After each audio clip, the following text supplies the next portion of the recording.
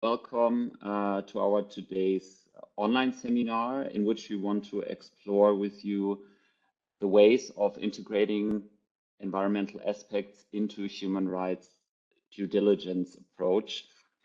And further, we want to provide you with useful resources to address human rights related to risk with environmental dimensions. This webinar, so for you to know, is a joint event organized by the Helpdesk Business on Human Rights and the UN Development Program, UNDP. My name is David Püker. I'm an advisor at the Helpdesk on Business and Human Rights, and I will be guiding you through the event. Sean, I will briefly hand over to you so that you can introduce yourself to our audience. Please, Sean. Thank you, David. Hello, everyone. Another warm welcome from me. My name is Sean O'Connell, and I am a specialist with the Business and Human Rights team with the United Nations Development Programme, or UNDP. I'm based in Geneva, and my previous experience has been working on business and human rights globally, in particular in Asia. So very happy to be here, and thank you for joining. Looking forward to speaking to you soon. Back to you, David. Thank you, Sean, and we are looking forward to your insights. Before we start, I would like to point out a few technical details. So, as you have already noticed, our event is being held via WebEx. So to avoid any disruptions, all participants are automatically muted and cameras are turned off. If in any case you experience any technical issues, please send a private message to Helpdesk WIMR. Behind this acronym is my colleague Natalie Horstmann, who is the host of this event. So feel free to reach out to her.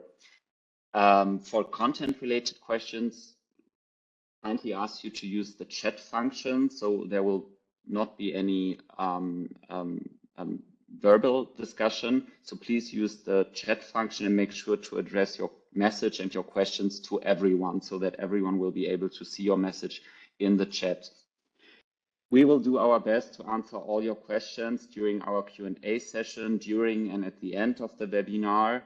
And last but not least, of course, the presentation slides will be shared with you after the webinar, at the end of the webinar, actually, in our follow-up email.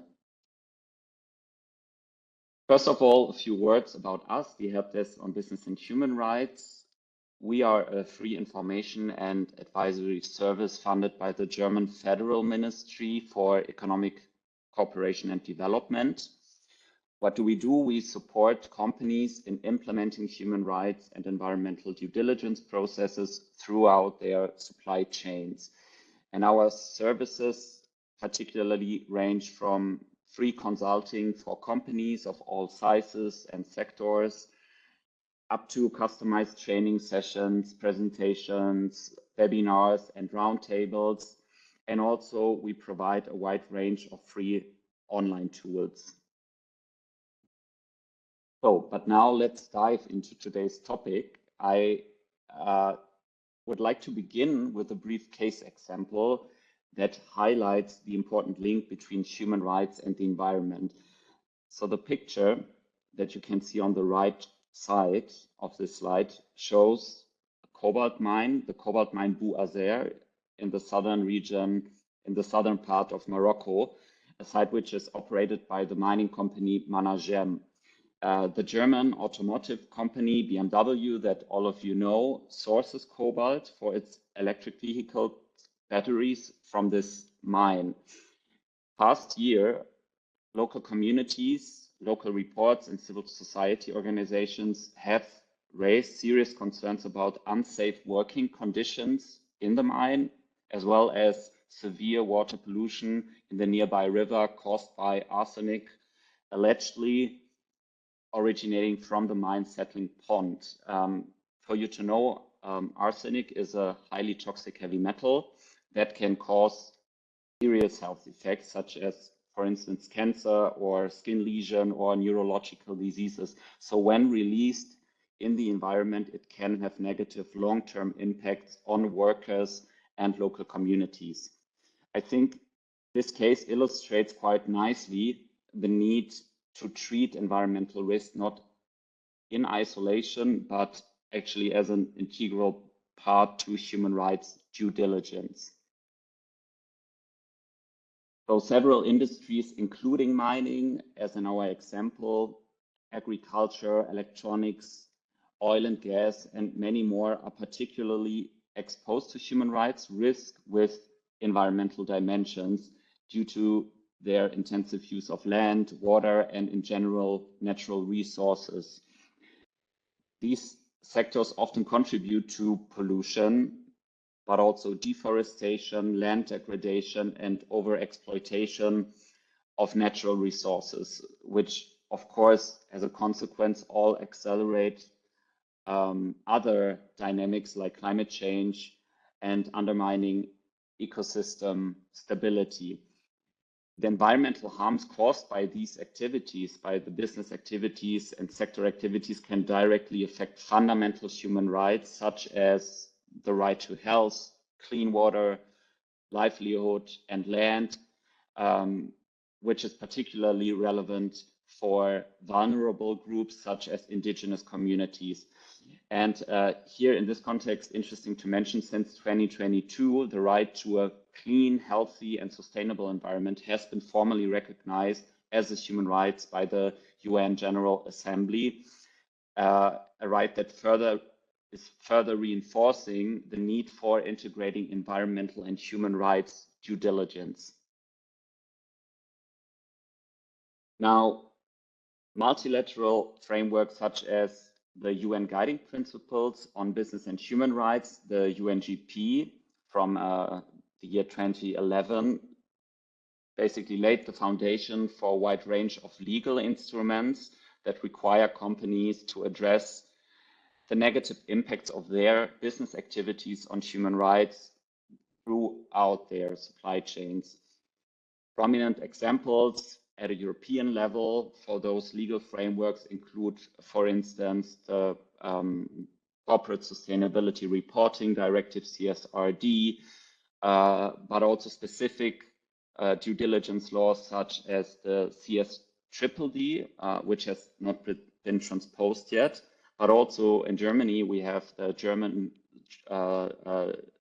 Due Diligence Supply Chain Act, the LKSG, that has been into force since 2023, January 2023. But we also have, again, on the European level, sector and commodity-specific regulations like the EU Conflict Minerals Regulation or the EU Deforestation Regulation. So the core approach of all these legal frameworks is the human rights due diligence process as set out in the UN Guiding Principle.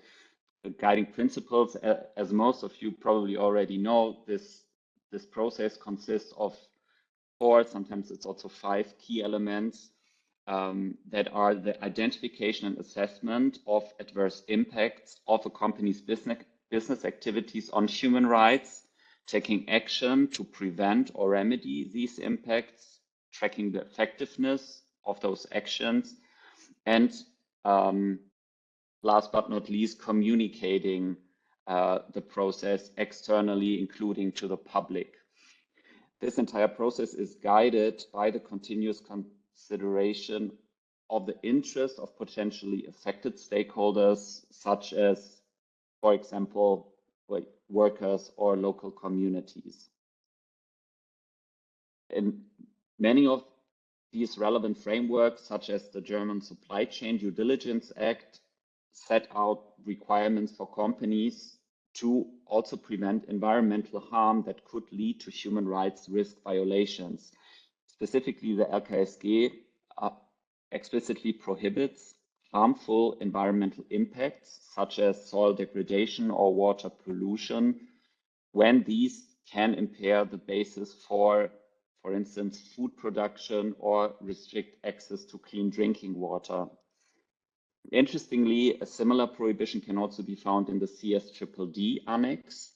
In addition, the CSDDD references a number, actually a quite big number of international conventions under public international law, such as the UN Convention on Biological Diversity or the Basel Convention on the control of transboundary movements of hazardous waste.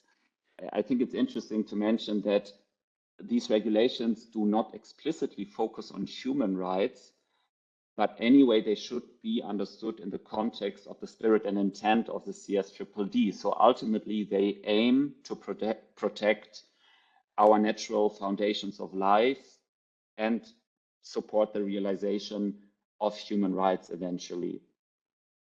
So let's have a closer look on drivers for greater integration of human rights and the environment and learn about practical guidance. So how can businesses practically approach this integration? And for this, I would like now to hand over to you, Sean. Please, the stage is yours. Thank you very much, David. And thank you again very much for joining. And apologies for those who are joining. Maybe English not as your first language. My German is not quite good enough yet to deliver this, nor may it ever be, but I'm really excited to speak to you today. I'm going to present a little bit on the drivers and on some practical guidance on the integration of the environment into human rights due diligence. But before I start, just by way of introduction again, we have developed a tool, and I'm not sure, David, if you might stick it in the chat or a link to the tool, because we do want to keep this discussion as practical as possible. But the first thing is, in the development of this tool, we just wanted to let you know that we've consulted heavily with businesses. At this stage now, over 100 businesses consulted bilaterally in the development of the tool. So we've really gone through a very extensive discussion and exchange with businesses.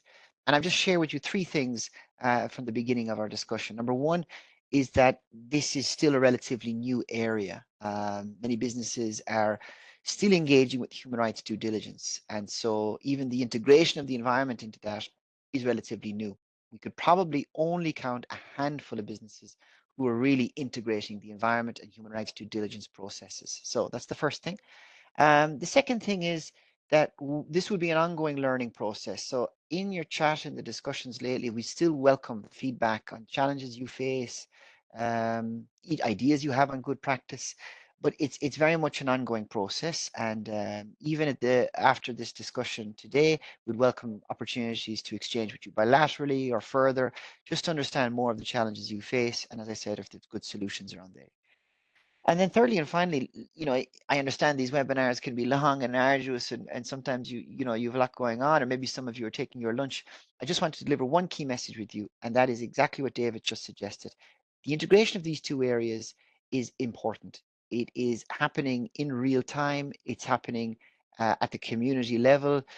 The places where it's not happening as fast are at the government or state level or at the business level. But we know that communities, even at the courts, we see that cases are integrated, human rights and environmental court cases. So in our minds, kind of the artificial separation of these areas is not always helpful, especially when it comes to identifying risk. So that's my introduction. Sorry for going. I'm going to time myself very carefully now, and I am going to just present to you a little bit about the background to this, the drivers, as David said, and then we're going to jump into the tool. So, as I mentioned, a brief introduction of where UNDP is, then a look at some of the trends, then look at feedback we've received from businesses in the development of our tool, and look at the tool. And of course, we'll finish with some questions and comments from yourself. Just again, as a reminder, why you should bother listening to us, which is a good question. We are a United Nations agency. We really are focused on development. And the best way I would translate that is we really are not so much focused on the monitoring or reporting of human rights issues. We're very much focused on solutions. So we're really here to try and be as practical as possible to try and support countries and businesses in their efforts to respect human rights. And another massive advantage that we have is that we're one of the most, we have some of the widest field presence in the United Nations. We're in 170 countries. So this gives us a really good connection between multinationals, maybe even businesses based in Germany like yourselves, and business partners throughout your value chain, as well as civil society, other governments, and different actors across value chains. So we're very fortunate, and we leverage that very carefully. The third thing is we have a massive diversity of expertise in the organization. So again, I work in a human rights and business and human rights team, so I tend to look at this from that angle. But I'm also very lucky to be joined by a large environment team, a climate team, nature, biodiversity team. So we're very lucky in that we can share across this knowledge network of expertise, and we try and leverage that and translate that into our tools. So that's by way of convincing you that this is worth listening to. Just in terms of business and human rights, this is a brief overview of the countries we're most engaged in, with specific programming on business and human rights. So that's not to say this is exhaustive, but these are the countries where we have dedicated people on the ground working with governments, in particular in the development of national action plans on human rights. That's been one of our strongest activities on the ground, strongest actions. More recently, in support of both businesses, including many businesses, I have no doubt, that are in your value chains across the global south, in particular in these countries, but expanding all the time. And this has really kicked off, I should say, in the last 2 years, of course, with the emerging trend of making human rights due diligence mandatory for businesses. Here's the basic concept before we really begin. And I just want to get this right from the very beginning so that we understand where we are. Of course, the absolute zeitgeist, the real emerging trend is human rights and environmental due diligence. You don't need to be told that in the German context or in the European context, but it absolutely is the case. One of the challenges is often human rights and environmental due diligence are split as processes in laws, in practice, and this is how it has kind of been divided. We can discuss why that is in the questions and answers, but we observe that international level. We have international treaties for human rights. We have different multilateral environmental treaties. Exactly as David said, we don't seem to think about them together in an integrated way, which is a shame because many communities do, NGOs do, people on the ground do. Now, the problem is in conducting human rights due diligence effectively, we must look at human rights risks and impacts.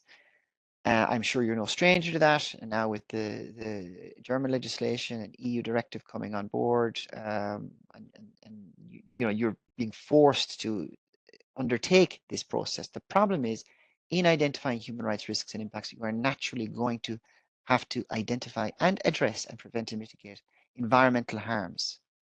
And here is the problem in that if we're separating these processes, but at the same time to conduct human rights due diligence properly, what's the connection? How do we connect them? What's the even first most important question is there a need to connect them? And I'm sure some of you on this call have recognized that need. Maybe that's why you've joined. Maybe some of you are still very skeptical on the need to do this. Maybe keeping them separate is fine.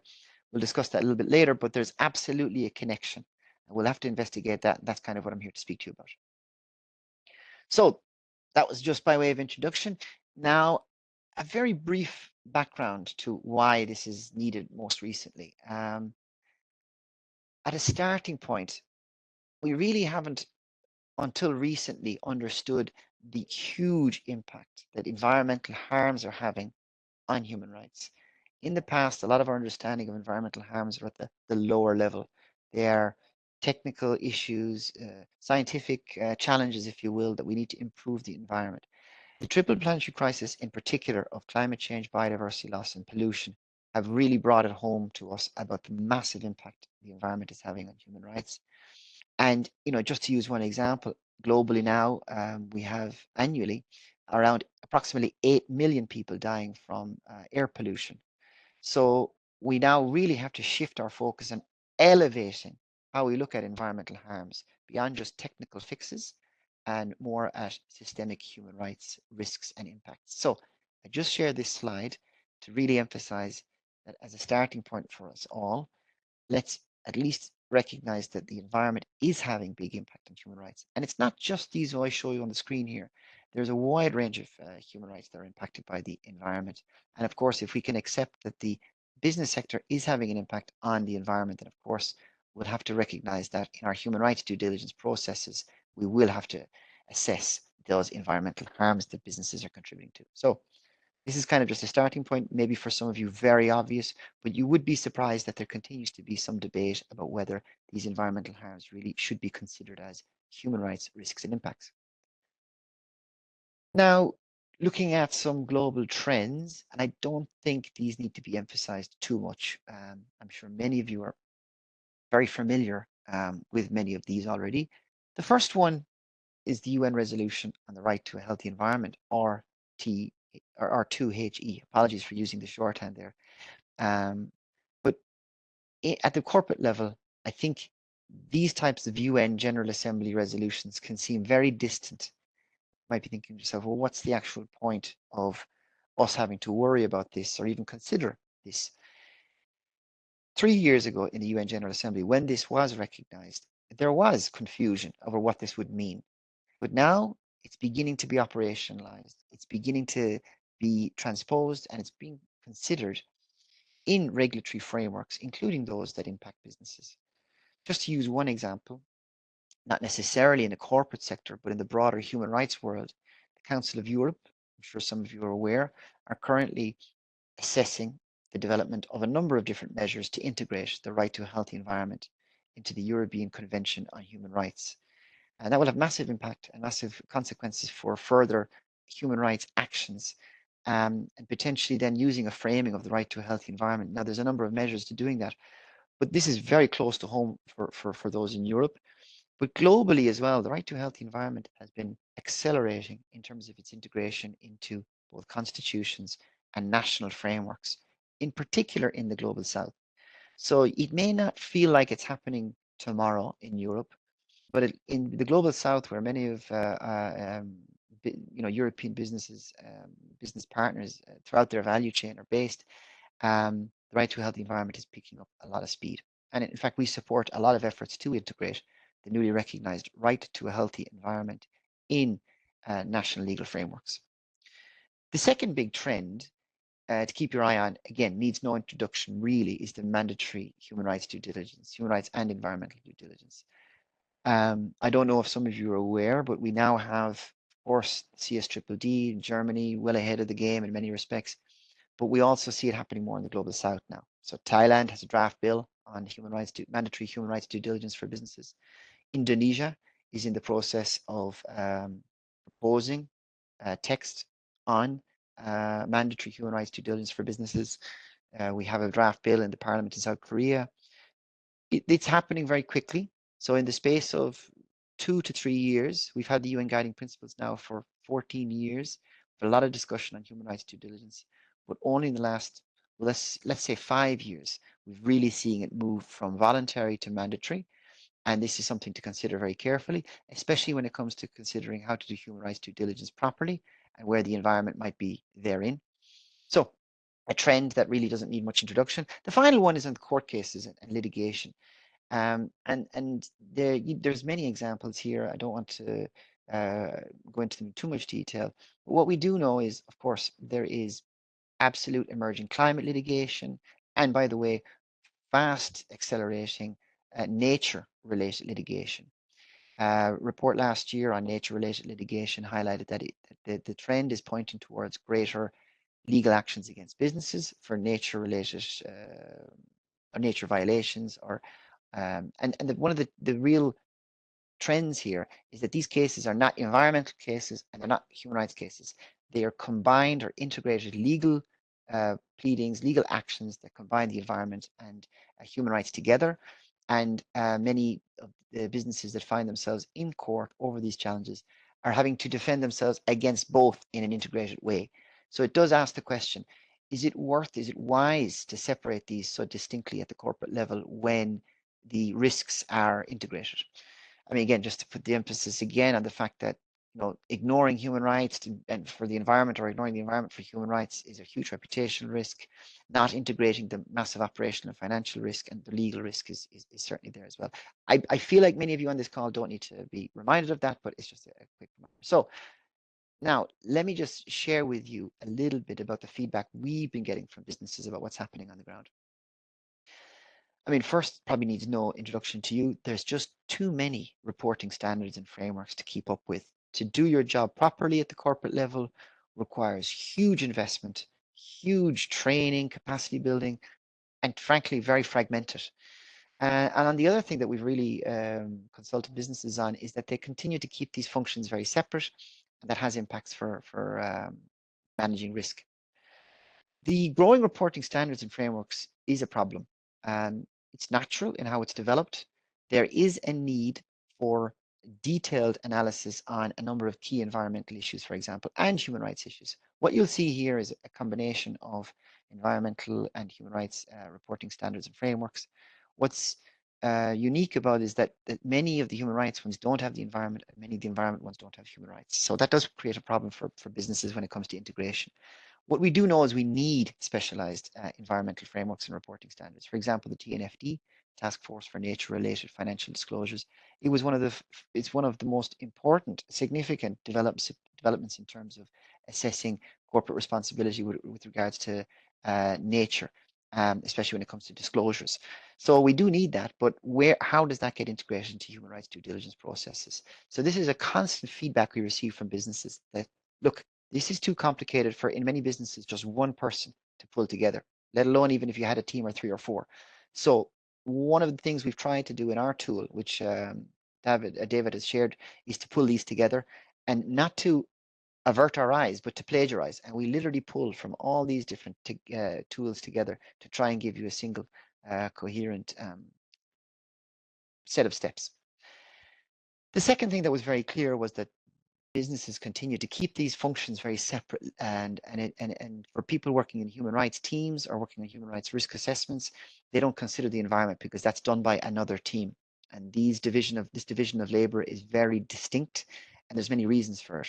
Many businesses that we consulted, for example, in particular in the human rights area, have shared that much of their work is environment related, but they're not allowed to work on it because of a different team. There's often not good relationships working between the two.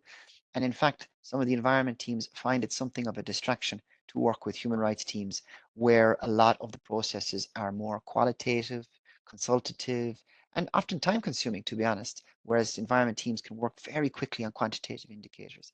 One of the other feedback we received in this regard was that human rights teams are also paying a price are experiencing greater human rights risks from the business as a result of measures taken by the environment team, in particular when it comes to climate mitigation efforts. So the move towards renewable energy, and that in itself advancing climate targets in the business, but creating new human rights risks that are then picked up by the human rights team.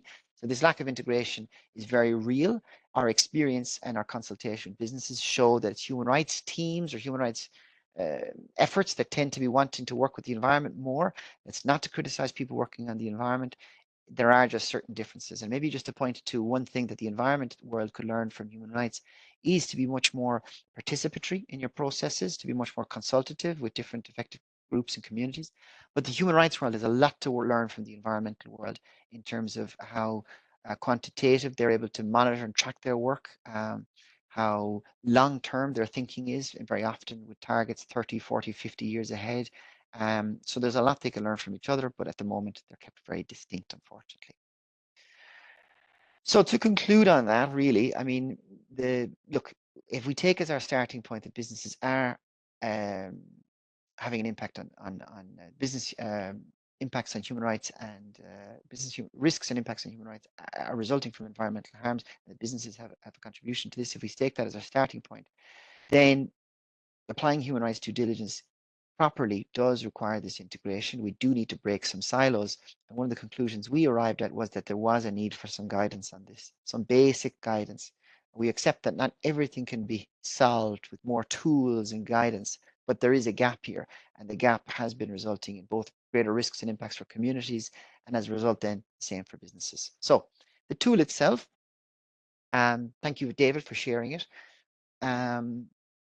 Very interested to see if you have questions. It's a long tool, it's pretty detailed, and we hope that you be able to find what you need in there. That's what a picture of it looks like on the left there. Just a few things to mention from the top. It's nothing new. We don't create new norms or standards. So it's not like what a slide I showed you, these new reporting standards and frameworks. No. It's basically a collection of what's already there, but articulated in hopefully easy to follow steps. The audience is mainly businesses. Other people can pick this up and use it, especially when it comes to monitoring businesses, but our target is you, the businesses. So your feedback is very welcome. And one of the key objectives of this was to integrate processes more. I will say in the development of this tool, there was a handful of businesses that had completely removed silos and operated in a completely integrated manner. I count on one hand, I think it was 5 businesses that do this. So we use this as a key objective to increase that number because we do think it's very important. As an overview, David showed you human rights due diligence as a process. That's what human rights due diligence looks like on the left. On the right here is basically all we're talking about is the exact same process, but looking at the human rights risks and impacts from environmental harms. That's it. So please don't feel like you're learning anything necessarily new here.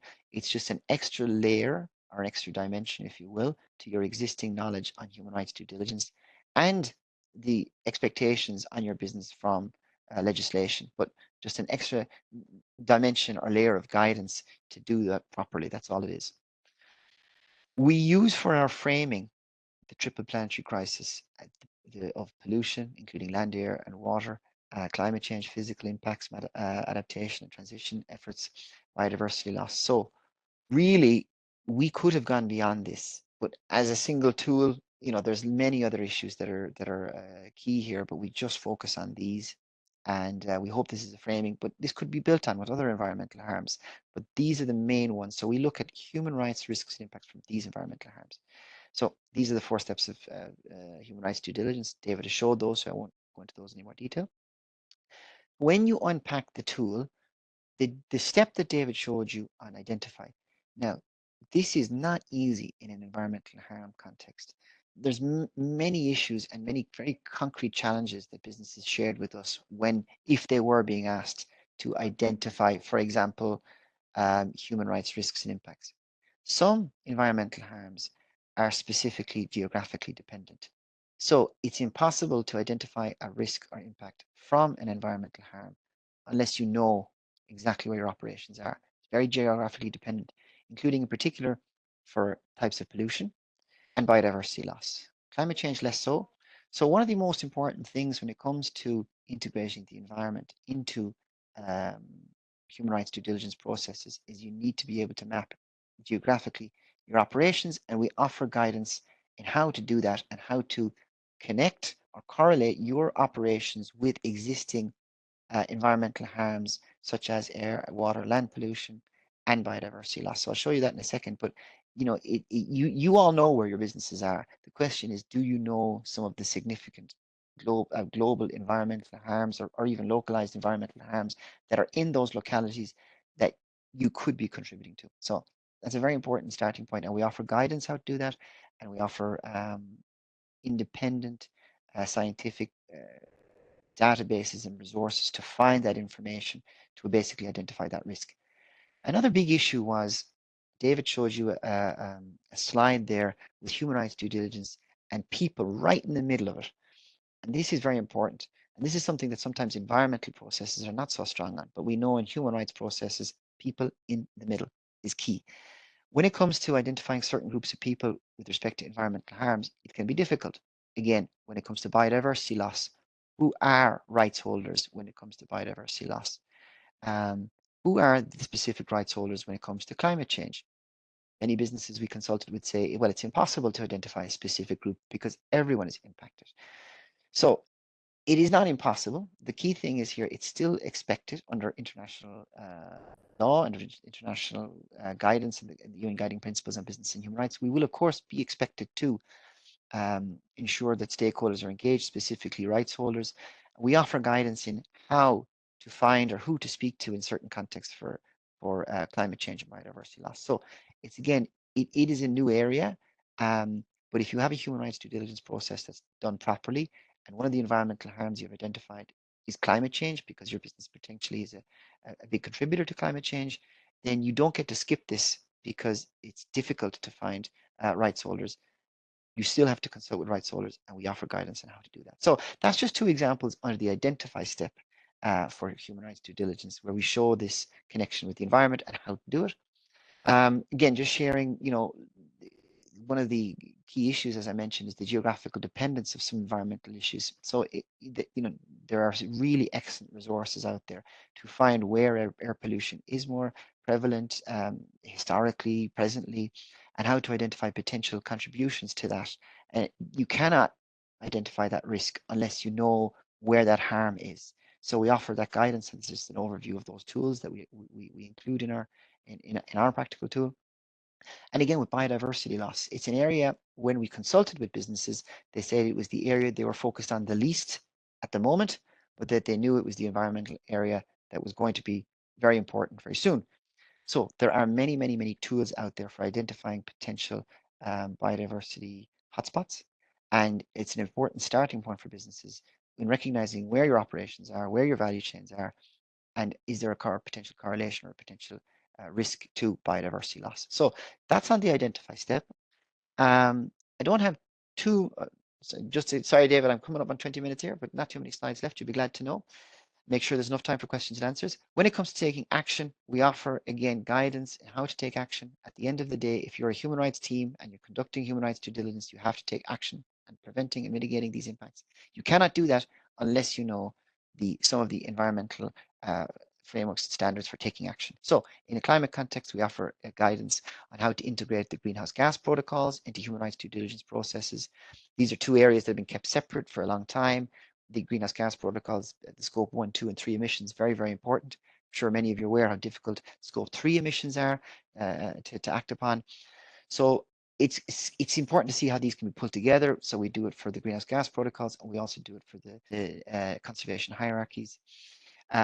We've observed a very worrying trend in the corporate sector around wanting to nature offset. So destroying pieces of nature in one part of the world, then going and trying and restoring them in another. This has obviously been pushed back on very hard as bad practice. So we offer a guidance on where is the best place to take action if you've identified a risk, especially when it comes to nature and biodiversity. I won't go into the track and communicate in more detail, but needless to say, when it comes to tracking human rights and environmental issues, and integrated quantitative, qualitative approaches, you will have a lot to learn from each other in the human rights and environmental world. It is not easy. We offer some guidance on that. Indicators is something that many businesses have asked us to do, and it's an area that we're interested in pursuing further, but I don't think we're quite yet there. We're fully integrated indicators, but we offer guidance on how you could develop them in your specific fields and areas. And very finally, in communicating, it's a legacy problem of how to communicate very complex environmental issues to many rights holders in many languages and smaller communities, but we do offer some guidance on that also in the tool. I just wanted to finally share with you, David asked me, in our development of this tool, we have piloted with a number of businesses, and I wanted to show you a few ways how businesses are actually approaching this. Let's call this the gold standard. It's the full integration of human rights and environmental processes in the business. That means there's no longer separate teams. There are different people within the team with different levels of expertise, but the work they do in identifying risk and taking action is fully integrated. Very rare from our experience. Very rare, but certainly I can point to an example in the tech sector, in the mining industry, and a couple of others. But this is difficult. It takes a lot of time, and for many businesses, it requires too much investment in the short term. So it may be something to look at the longer term. A second way of doing it really was, if you can imagine, you have some basic human rights and environmental due diligence processes, different teams. You add elements of the environment into human rights and elements of human rights into the environment. Very concretely, on the left here for human rights due diligence in the environment, you follow the approaches I just shared. On the right, when it comes to human rights, we worked with a retail company, for example, who were putting much more consultation and rights holder engagement in their environmental processes. So just elements of human rights into both. The idea is at the end, you would have shared results in planning and would be much stronger positioned to identify risks because of this kind of separate processes, but elements into both. So it's kind of like an interim step, if you will. Maybe integration is something you think about in the future. One last one is to say, look, there's been some resistance. Some environmental teams are not keen on working on human rights due diligence. So you have a blockage. And human rights due diligence, if many of you are involved in this process, you go ahead, you conduct your process properly, like we just went through today. You identify those environmental harms. You have results to say, look, I've done my human rights due diligence process and I've identified many environmental harms, and you use that as a conversation starter with environmental teams. So that was another approach.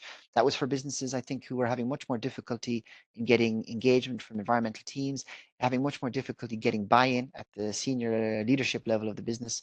And it was just one approach they used. So apologies for going a little bit over. Just to conclude by saying, look, we hope that if to conduct human rights due diligence properly, that you recognize that integration of the environment is key. The tool might be a very helpful resource for you on that journey.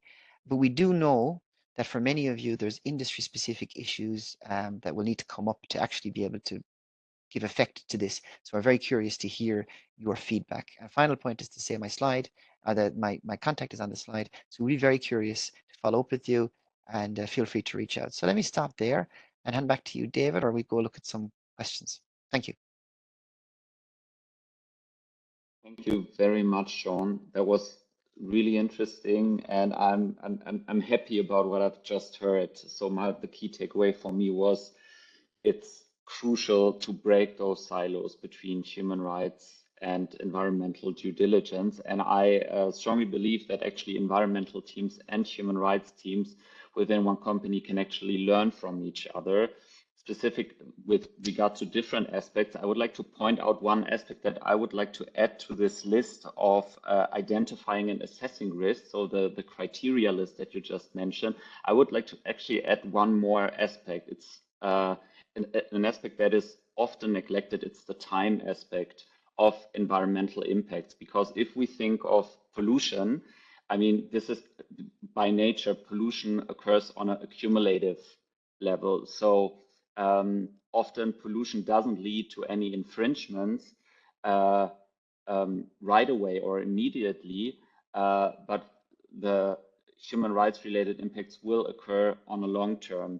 So, and I think this is a concept that is actually quite well incorporated in environmental management or environmental due diligence, because we have something like environmental monitoring where you exactly do that, tracking or keeping track of the environmental performance of the business over a larger period of time. And I think this information is also crucial for human rights due diligence experts. But just to complete that list, maybe. And with that, before wrapping up, I'd like to give a big thank you to you, Sean. It was really interesting and important insights. So I learned a lot personally, and I hope that our participants as well. But if I look at the feedback in the chat, it looks as if there was some actually learnings from this webinar. And I would like to thank all of you, our audience, to tune in. Wishing you a great day, and I hope to see you again soon in one of our upcoming events.